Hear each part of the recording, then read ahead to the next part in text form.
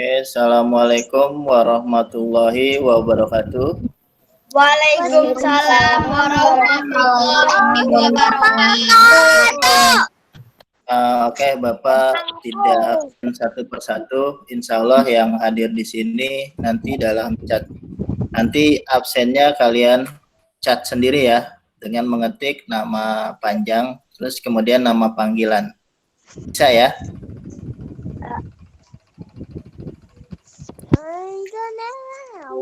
Suara Bapak kedengaran? Kedengaran? Ya. Kedengaran, Pak. Oke, Bapak mohon maaf, memang Bapak udah jadwalkan setiap hari Senin dan Rabu itu jadwal untuk PJJ tematik. Sedangkan untuk hari Kamis dijadwalkan untuk pelajaran matematika.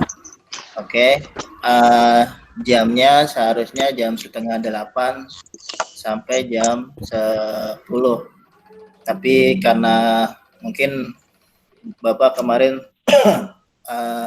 lupa menginformasikan kembali, jadi setiap hari Senin dan Rabu kita ada pertemuan untuk link tematik, PJJ tematik.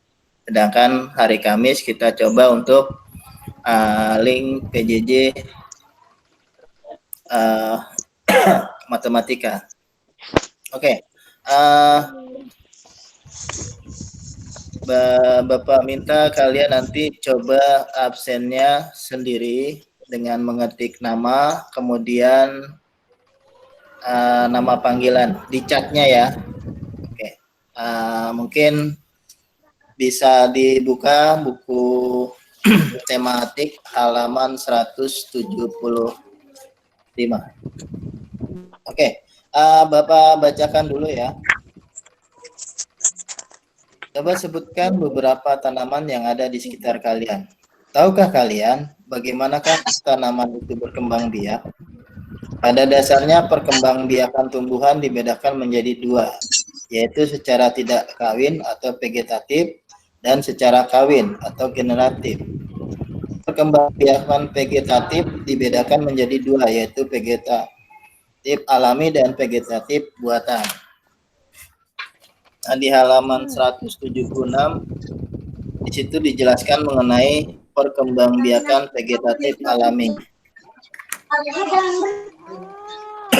Ya, perkembangbiakan tidak kawin tanpa bantuan manusia disebut perkembangbiakan vegetatif alami.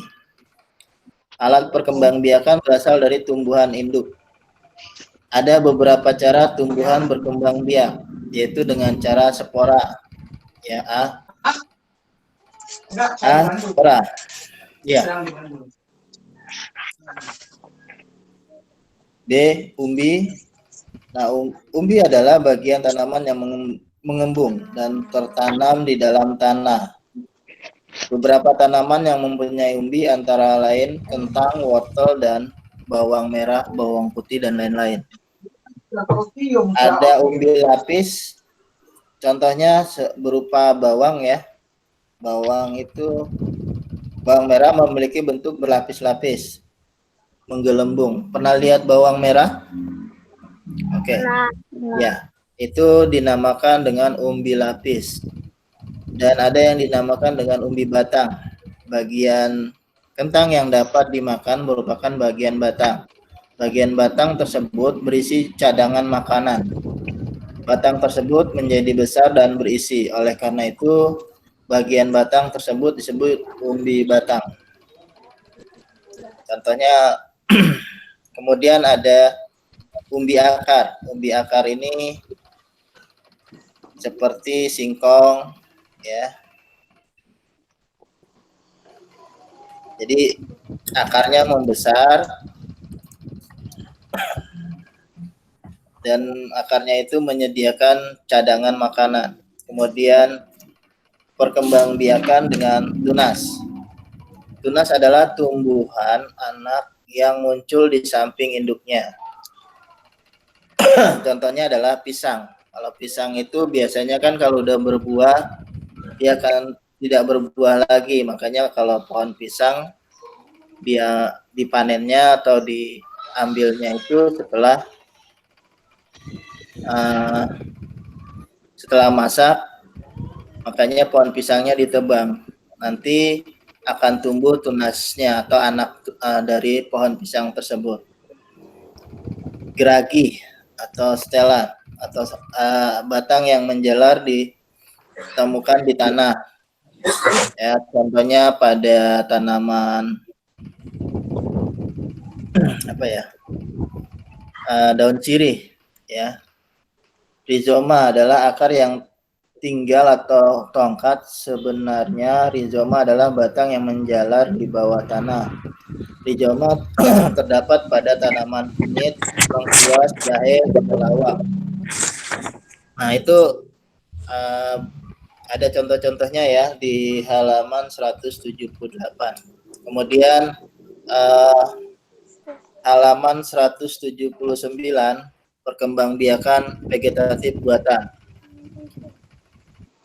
Jadi yang dimaksud dengan perkembangan vegetatif buatan ini adalah perkembangbiakan tumbuhan dengan bantuan manusia, di mana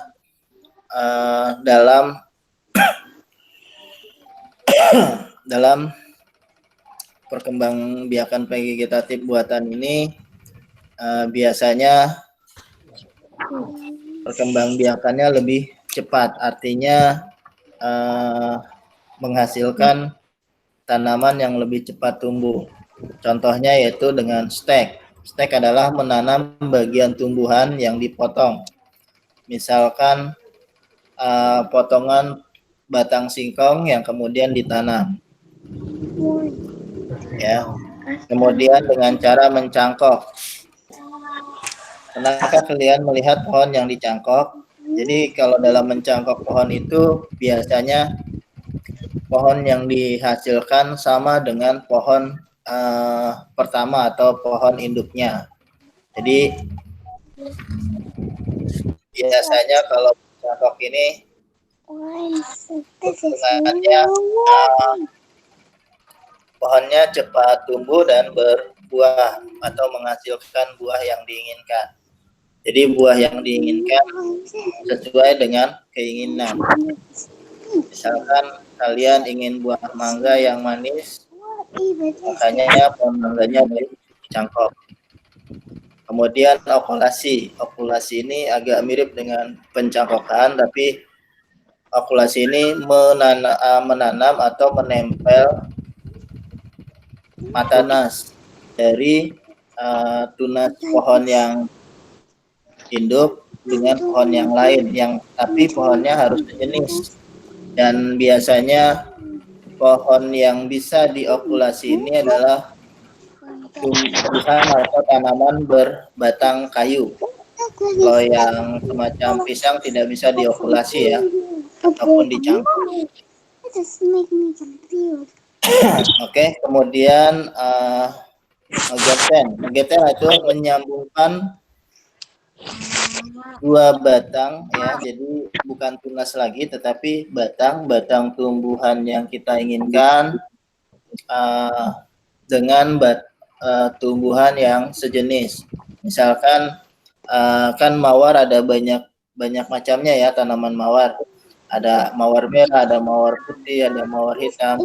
Nah, biar hasil bunganya itu lebih menarik, makanya dilakukan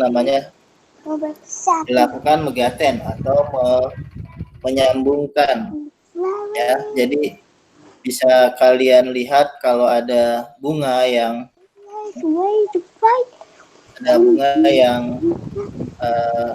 berwarna-warni, itu salah satu dari hasil megaten. Nah, kemudian merunduk. Merunduk merupakan perkembangbiakan yang dilakukan dengan cara menyentuh ranting atau cabang pada tanah, kemudian menimbulkannya pada batang yang ditimbun. Nah, diharapkan menghasilkan akar. Setelah tumbuh akar, bagian tertimbun itu dapat bisa dari tumbuhan induknya. Jadi kalian mengenal yang namanya tanaman lidah mertua, itu kan dia panjang-panjang ya. Nah, bila dia mau diperbanyak, tinggal batangnya itu dipendam ke dalam tanah. Ya. Nah, nanti setelah tumbuh tunasnya, dia bisa dipisahkan dari tanaman induk atau tanaman yang tadi kita pakai untuk merunduk. Kemudian kultur jaringan adalah menanam jaringan suatu tumbuhan pada media atau tempat tanam yang di ruang khusus. Perkembangbiakan dengan cara ini membutuhkan banyak biaya karena media tanam dilengkapi dengan makanan yang dibutuhkan tumbuhan. Dengan kultur jaringan diharapkan akan tumbuh tanaman baru yang mempunyai sifat-sifat yang lebih baik daripada tanaman sebelumnya. Yang ketiga, perkembangan generatif. Alat perkembangan generatif pada tumbuhan berupa bunga. Bunga lengkap berdiri atas kelopak, mahkota, benang sari. Kalian coba bisa lihat di halaman 181 ya.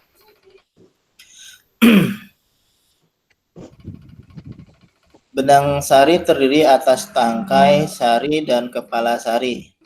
Pada kepala sari terdapat kotak sari yang berisi serbuk. Serbuk sari inilah yang merupakan sel kelamin jantan. Sel pada tumbuhan terdapat pada kelamin betina. Alat kelamin betina tumbuhan terdiri atas sel telur, bakal buah, tangkai putik, dan kepala putik. Oke.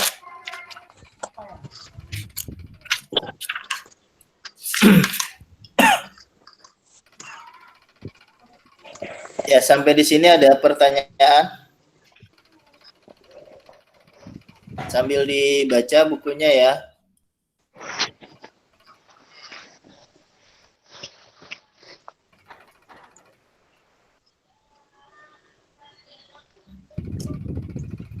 Oke, kita coba.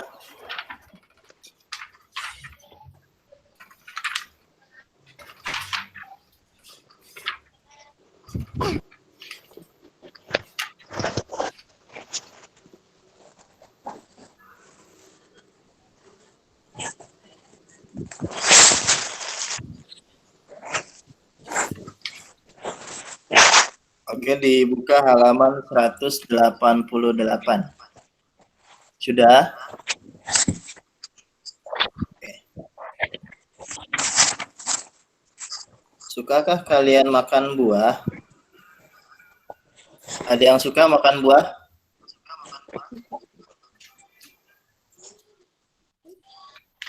Suka ya? Saya, Pak. Iya, Aiman. Kalau kalian makan buah, biasanya di dalamnya itu kan ada biji ya.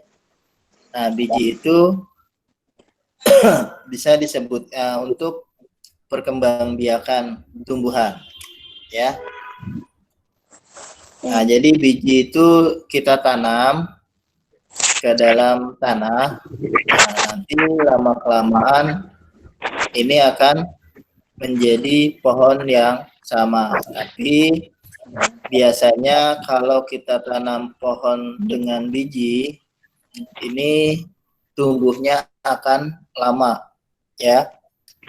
Misalkan kalau kalian makan mangga, kemudian ada bijinya kalian tanam, itu baru kalian bisa nikmati buah mangga itu setelah tanaman itu tumbuh 2 atau 3 tahun berikutnya, ya. Jadi kalau menanam dengan biji ini prosesnya cukup lama.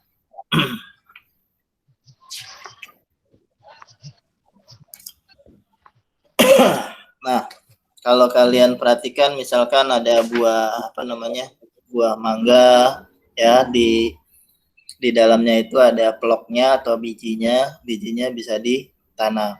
Nah, biasanya kalau buah mangga ini adalah tumbuhan berbatang kayu, artinya batangnya keras seperti kayu, ya. Nah, untuk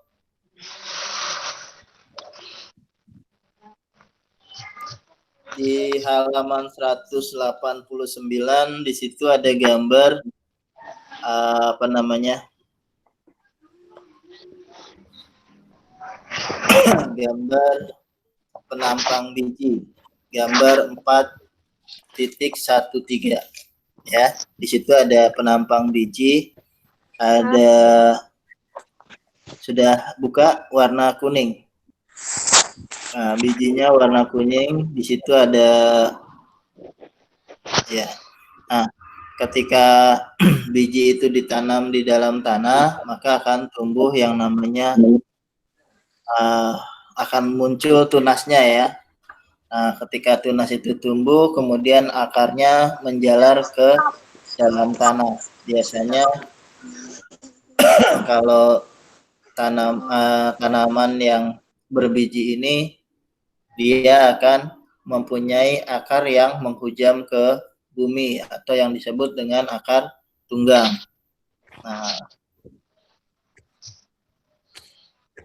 Nah, kalau tanaman berbiji yang tidak berbelah seperti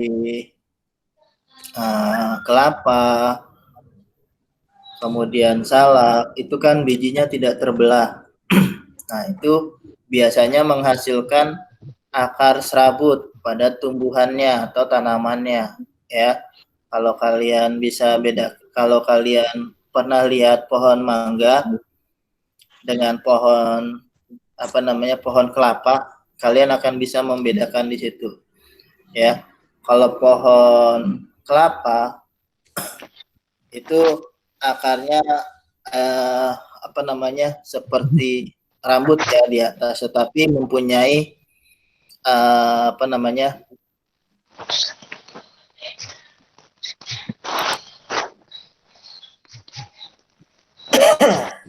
ya dari ya dilihat di situ kalau tanaman berbiji ya. Jadi kalau akar serabut ini akarnya mudah untuk tercabut. Tetapi kalau memiliki akar tunggang ya nanti akarnya ini akan tetap tertanam. Jadi kalau kalian lihat coba di pernah lihat logo Pramuka, itu kan logonya seperti tunas kelapa ya. Nah, di bawahnya ada akar yang panjang ke bawah, itu namanya akar tunggang. Jadi kalau akar tunggang ini menghujam ke bumi. Jadi kalau pohon-pohon yang memiliki akar tunggal ini tidak mudah untuk terkena, tidak akan mudah roboh ketika terkena angin kencang. Ya.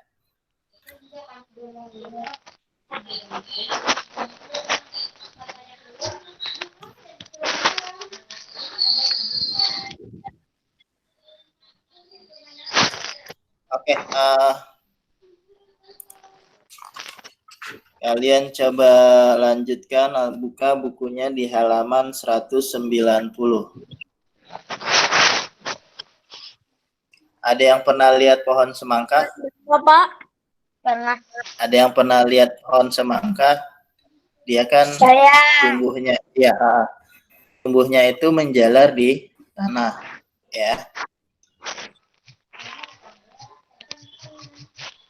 Nah, Bapak bacakan di sini ya. Gambar di 4.14 merupakan daur hidup pohon semangka. Jika diletakkan di tempat yang sesuai, biji akan berkecambah. Berkecambah artinya bertunas ya. Tempat yang sesuai untuk pertumbuhan biji adalah tempat yang basah. Jadi selanjutnya kecambah tumbuh menjadi bibit semangka. Bibit semangka akan tumbuh menjadi tanaman semangka. Setelah mencapai usia tertentu, tanaman semangka berbunga. Setelah mengalami penyerbukan, bunga semangka berubah menjadi buah. Di dalam buah semangka terdapat biji semangka. Setelah itu, semangka itu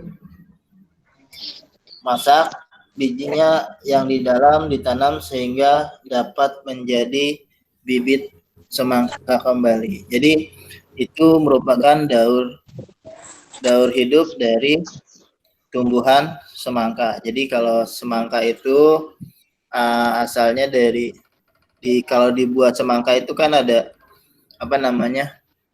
biji ya.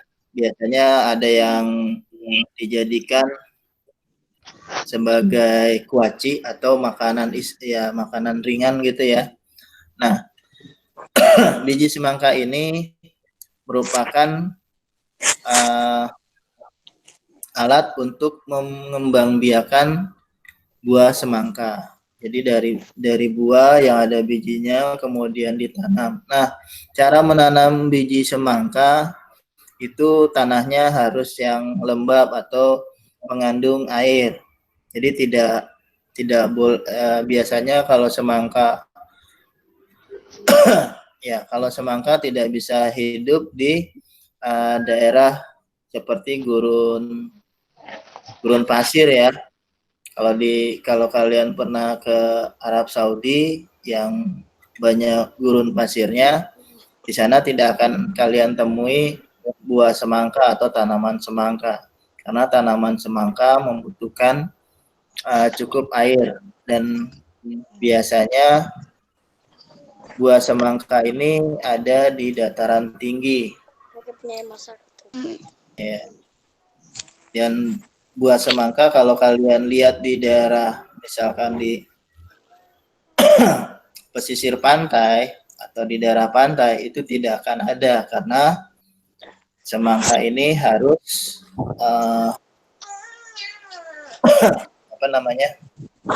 membutuhkan cairan yang cukup banyak ya.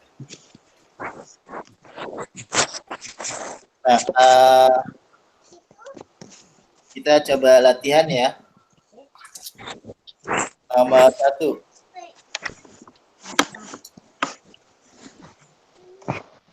Rio. Pak, halaman berapa, Pak? Halaman 190. 189. 190.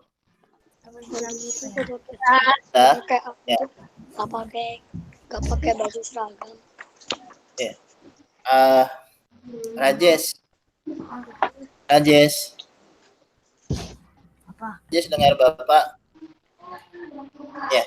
Kalau dengar, coba nomor 1 Rajesh. Tadi kayaknya saya tidak, soalnya tadi kayaknya saya ketinggalan. Oh, ketinggalan. Oh ya. Kita coba. Patah dengar Bapak? Iya. Nah, coba Patah, nomor 1 jawabannya apa? Halaman 190. Tunggu ya. Ya.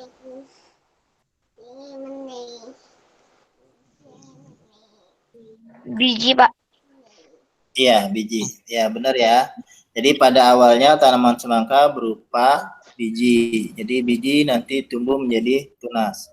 Oke, coba Raihana. Rai. Sampai apa tuh? Rai dengar Bapak? Oke. Rai jawab nomor 2 ya.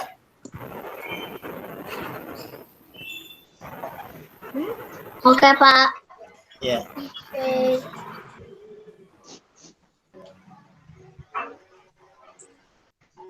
Nomor berapa, Pak? Nomor 2.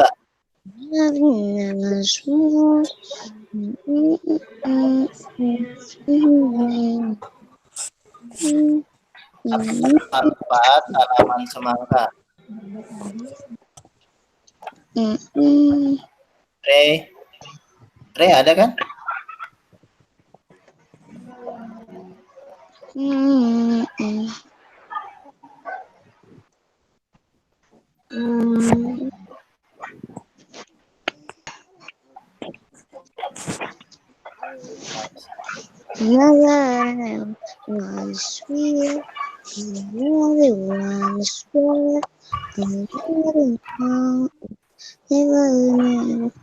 Oke, Aiman.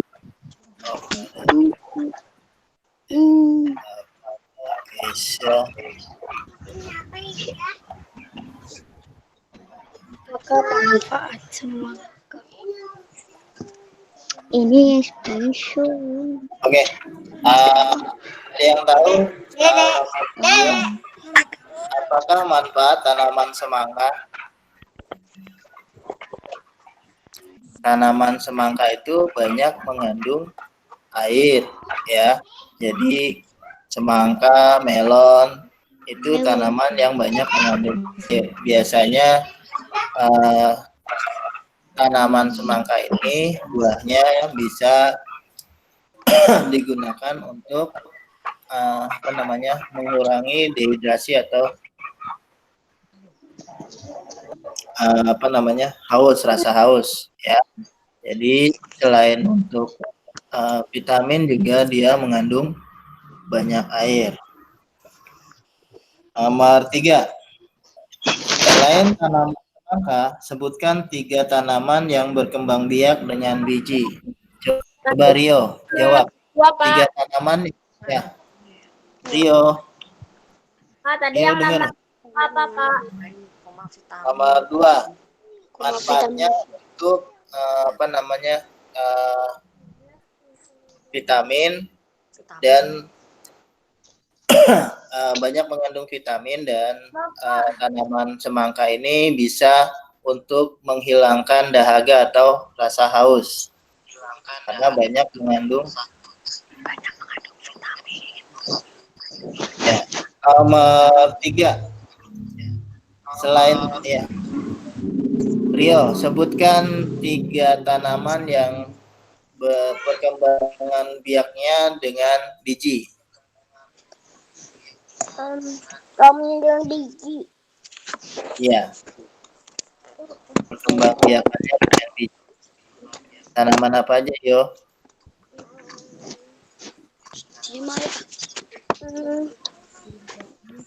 I don't know. Oke, ada yang bisa bantu Iyo? Pohon mangga. Iya, mangga. Ada lagi? Mangga? Pohon apel. Iya, apel. Itu Iyo bisa. Ya, sebutkan Yo. Nah, iyalah. Udah. Enggak, aku. Harus aku. Ya, coba Rajesh. Sebutkan 3 tanaman yang dari hasil perkembangbiakannya dengan menggunakan biji. Apel, terus Apel. Terus biji mangga, terus di rambutan.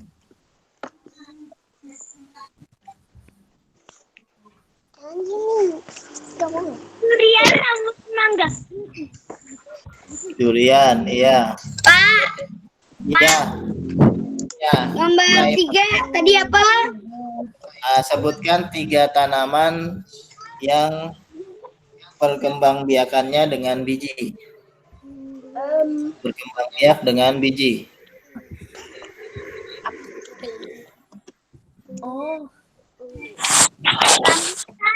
Pohon mangga, pohon pisang. Kalau pohon pisang Anggur. tidak ada, ya. Anggur, Pak, anggur. Ya, anggur. Terus ada yang tahu? Pak, rambutan. Jeruk, Pak, jeruk. Ya, jeruk. Yang kamu lihat buah yang ada bijinya apa aja? Alpukat. Kenapa? Alpukat, Pak. Markisa, alpukat. Pak. Markisa, ada lagi yang lain. Itu banyak ya. Hampir semua buah memiliki biji dan biasanya ditanam dengan bijinya tersebut untuk perkembangbiakan. Makanya kalau kalian makan buah, ya, kalau kalian makan buah itu ada bijinya, buangnya jangan sembarangan, tapi kalau bisa buangnya ke tanah, ya, bijinya agar tumbuhan itu bisa tumbuh, ya. Jadi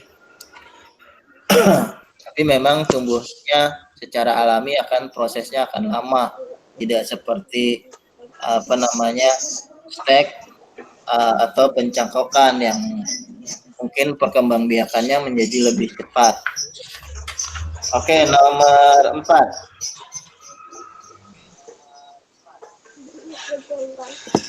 Ada yang bisa menjelaskan Keisha benar gak namanya? Keisha bisa jawab nomor 4.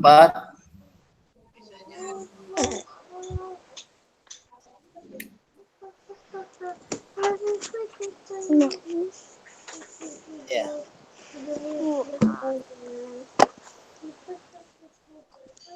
Keisha suaranya. Oke. Saya, Pak. Ya, Aiman, kenapa Aiman? Saya tahu, Pak. Apa? Dari biji. Terus tumbuh Ya, menjadi daun. Jadi daun Mas lagi. Ah? Ya, pertama dari biji, kemudian dari biji itu tumbuh tunas. Nah, dari tunas itu lama-kelamaan menjadi tunasnya besar. Akhirnya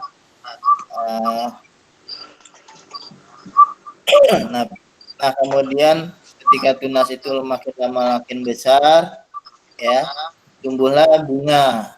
Nah, keluar bunga di sini nanti akan menjadi buah semangka, ya. Nah, kemudian buah semangkanya tumbuh. Nah, kemudian setelah kalau tidak di ya, itu akan nah, kemudian dari buah semangka ini bisa dijadikan bibit dari pohon semangka. Ya. Oke, sampai di sini ada pertanyaan? No. Tidak. Tidak. Oke. Bapak mau tanya sama kalian. Apakah ada tanaman yang dikembangbiakan dengan tidak menggunakan biji? Ada nggak? Ada. Ada. Ada.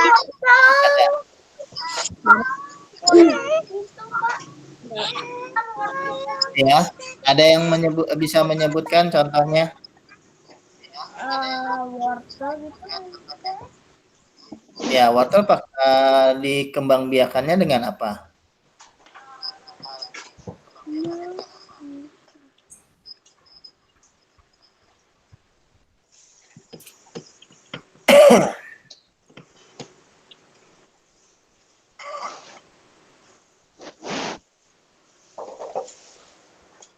Oke, jadi ada beberapa tanaman yang bisa dikembangbiakan dengan tidak menggunakan biji. Ya, contohnya pohon pisang. Pohon pisang ini tidak berkembang biak dengan biji, tetapi dengan tunas.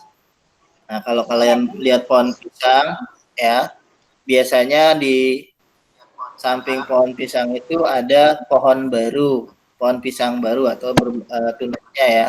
Nah, tunasnya itu kita ambil, kita pisahkan dari induknya, kemudian kita pindahkan ke tempat lain, nanti akan tumbuh lagi pohon pisang yang sama, ya. Nah, kemudian pernah kalian lihat singkong? Nah, singkong ini bisa ditanam menggunakan batang singkong. Ingat ya, menanam batang singkong ini kita harus tahu. Jadi apa namanya? Jangan sampai terbalik, karena kalau terbalik singkongnya tidak akan bisa dimakan. Kalaupun bisa dimakan, itu akan beracun buat manusia, ya. Jadi kalau tanaman singkong bisa ditanam dengan menggunakan batang, ya.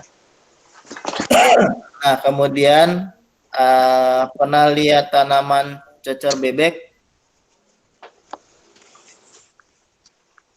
Nah, tanaman cocor bebek itu biasanya di daunnya itu tumbuh akar-akar.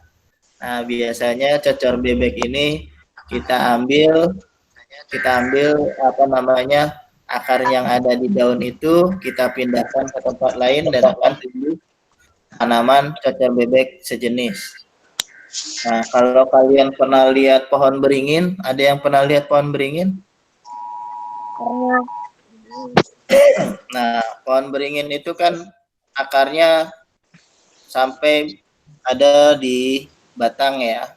Nah, batangnya itu kita tanam lagi yang ada akarnya. Nah, pohon beringin itu akan tumbuh. Ya.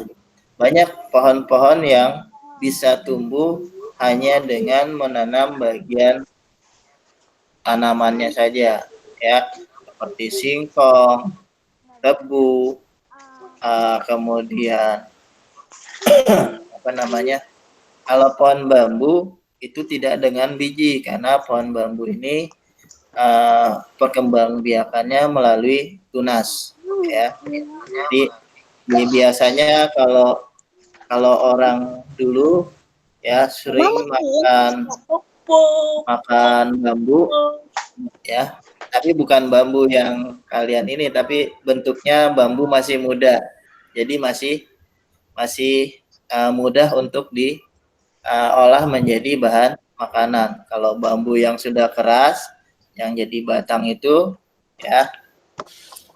Nah, kalau di pohon bambu itu ada namanya pohon tunas, ya. Tunasnya lagi, kalau kita mau nanam bambu, kita ambil tunasnya atau anak dari pohon bambu, kita pisahkan ke tempat yang lain untuk kita tanam, ya. Jadi ada beberapa tanaman yang ditanam dengan tunas, contohnya pohon pisang, pohon bambu, pohon tebu, ya, itu dari tunas. Nah, kemudian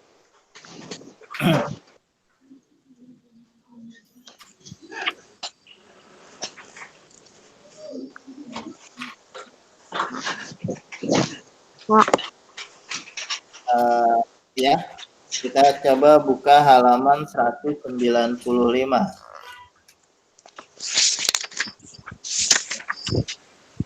Halaman 195. Ya. Halaman berapa, Pak? 195.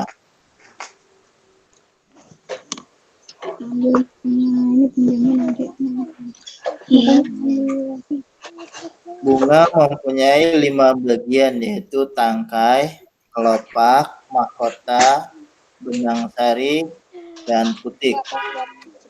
Ya, di halaman 196 ada penjelasannya, ya. Tangkai bunga. Tangkai bunga merupakan bagian bunga yang masih bersifat batang. Tangkai bunga merupakan bagian yang menghubungkan bunga dengan batang. Bagian pangkal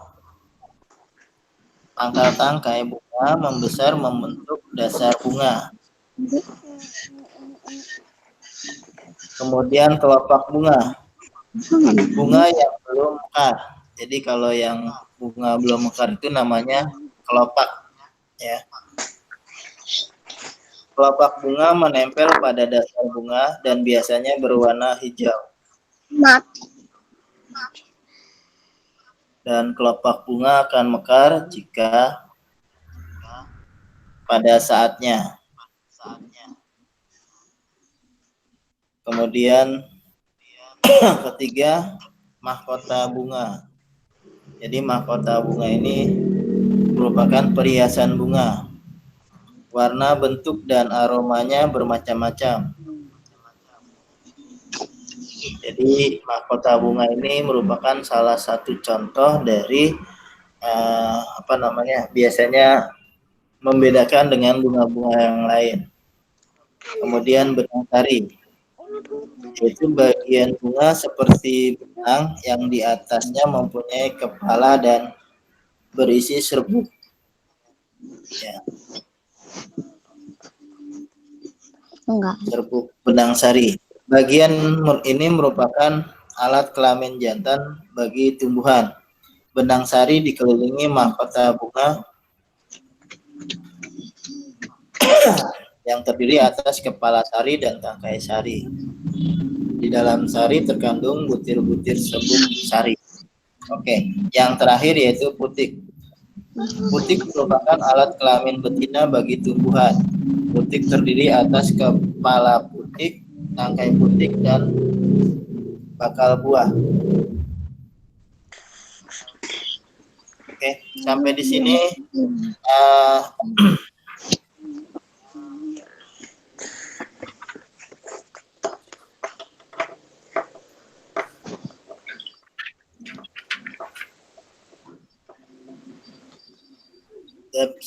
ada pertanyaan?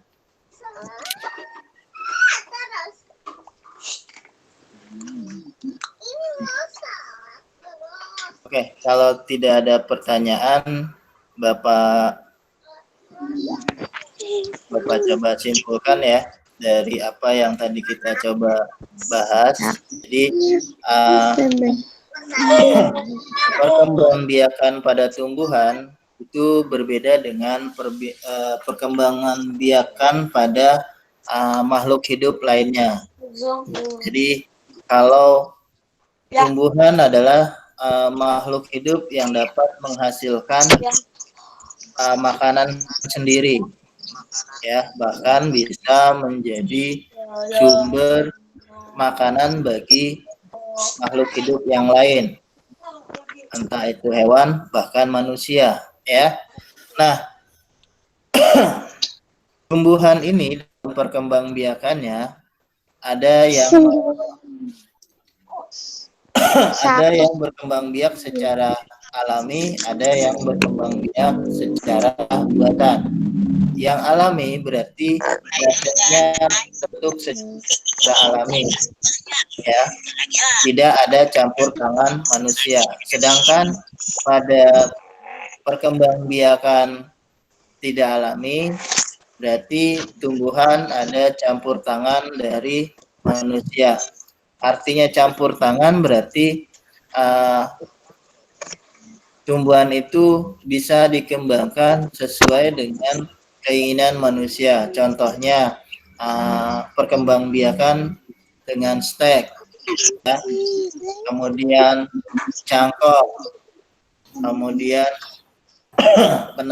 okulasi dan lain-lain yang ada kaitannya dengan manusia atau campur tangan manusia, berarti perkembangbiakan tumbuhan tidak alami. Oke, yang selanjutnya perkembangbiakan tumbuhan itu pada umumnya terjadi karena adanya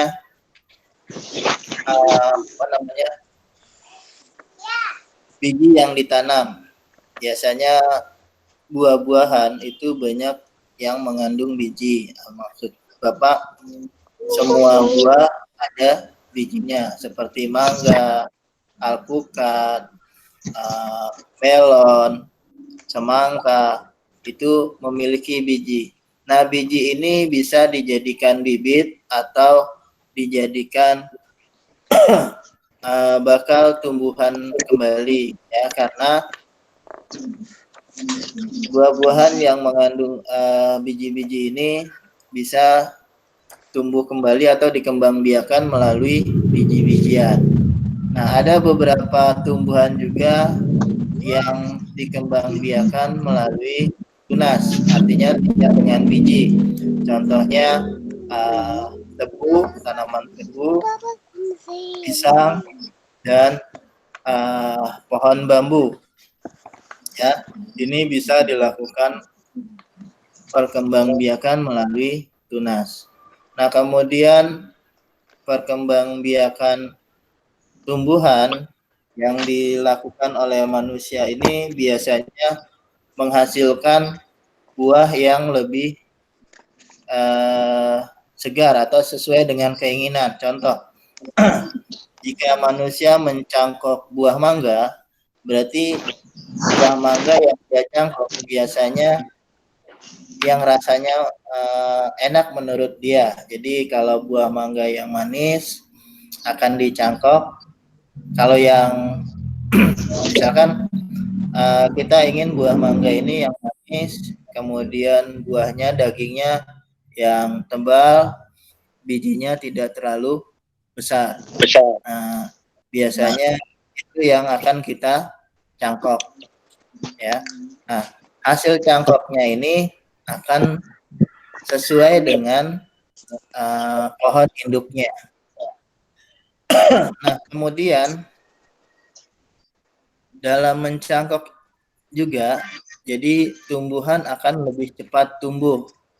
Tapi dalam mencangkok ini juga punya kelemahan. Artinya pohon yang dicangkok atau pohon cangkokan ini tidak memiliki akar tunggang, ya, hanya memiliki akar serabut. Jadi kalau terjadi angin puting beliung, biasanya atau terseret ini ya apa namanya banjir, dia akan hilang atau terbawa karena tidak memiliki akar tunggang. Nah, kemudian apa namanya dalam tumbuhan juga mempunyai tumbuhan memiliki kekhasan. Artinya ada beberapa macam tumbuhan yang tidak bisa tumbuh di daerah atau tempat tertentu. Contoh, misalkan tumbuhan yang banyak mengandung air seperti semangka, ya, melon, kemudian tanaman umbi-umbian itu tidak bisa tumbuh di daerah pasir atau di daerah pesisir pantai. Karena apa? Karena tanaman ini membutuhkan zat hara yang banyak. Nah, kemudian ada tumbuhan yang bisa hidup di daerah tertentu seperti kaktus, ya, pohon kurma. Nah, ini adalah tanaman yang bisa tumbuh di daerah yang tidak memiliki humus atau zat hara yang banyak. Nah, jadi banyak beberapa tanaman yang tidak bisa tumbuh di tempat tertentu.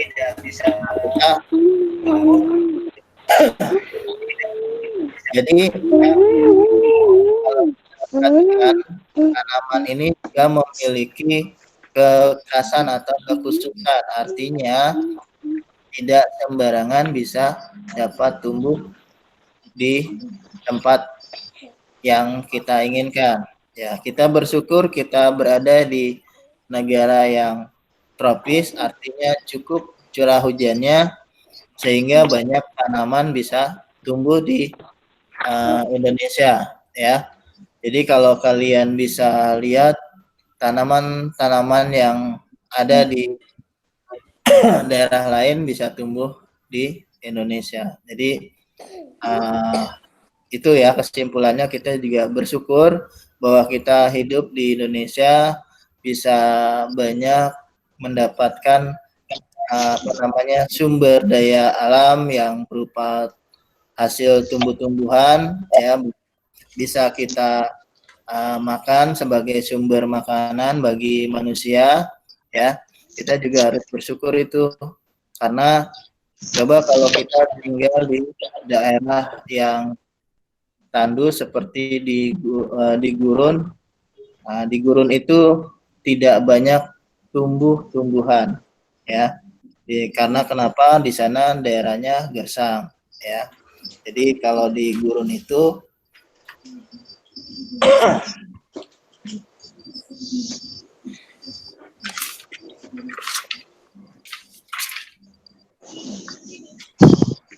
sampai di sini ada pertanyaan?